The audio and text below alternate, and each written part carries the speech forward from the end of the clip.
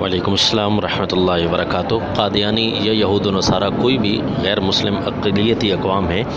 ان کا اگر وہ مرتد ہیں یعنی اسلام سے پھر کر وہ قادیانی یا یہودی نصارہ بنے ہیں تو پھر اس وقت تو اسلامی حکومت پر واجب ہوتا ہے کہ ان کے لیے سزا کا اعلان کرے، وہ اس کے لیے اپنے طور پر ایک قواعد مقرر ہیں۔ اگر وہ مرتد نہیں ہے بلکہ نسلی قادیانی یعنی پیدا شدہ قادیانی ہیں، یہود و نصارہ ہیں، تو ان کا حکم یہ ہے کہ وہ ہمارے اسلامی ممالک میں رہ سکتے ہیں اور ان کی حفاظت اسلامی حکومت پر فرض ہوتی ہے، اور اس کے بدلے وہ ان سے تنخواہ وغیرہ لیتے رہتے ہیں جسے ہم جزیہ کہتے ہیں، تاکہ ان کی حفاظت پر مامور جتنے اہلکار ہوں ان کو خرچہ وغیرہ انہی سے پورا کر کے دیا جائے۔ باقاعدہ ان کے عبادت خانے وغیرہ کی بھی حفاظت کی جاتی ہے، لیکن ان کے لیے یہ حکم ضرور ہوتا ہے کہ وہ اپنے مسلک کی تبلیغ اور پرچار نہیں کر سکتے، کیونکہ وہ خود بے دلیل ہوتے ہیں۔ تو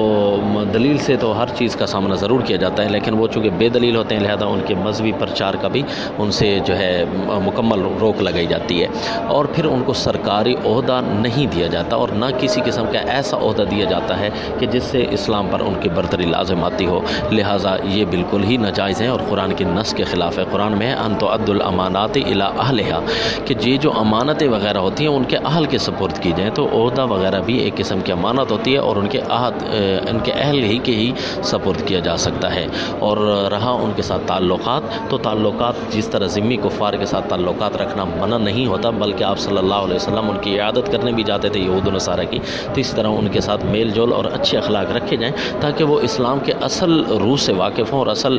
چہرے سے واقف ہوں، اور پھر وہ متاثر ہو کر اسلام قبول کرنے کے بارے میں سوچنا شروع کریں، بد اخلاقی نہ کی جائے۔ البتہ یہ ہے کہ کوئی بھی ایسے لوگ یہود و نصارہ یا قادیانی یا کوئی بھی غیر مسلم اقوام جو براہ راست اسلام پر کیچڑ اچھالنا شروع کر دیں اور براہ راست اسلام پر بھونکنا شروع کر دیتے ہیں یا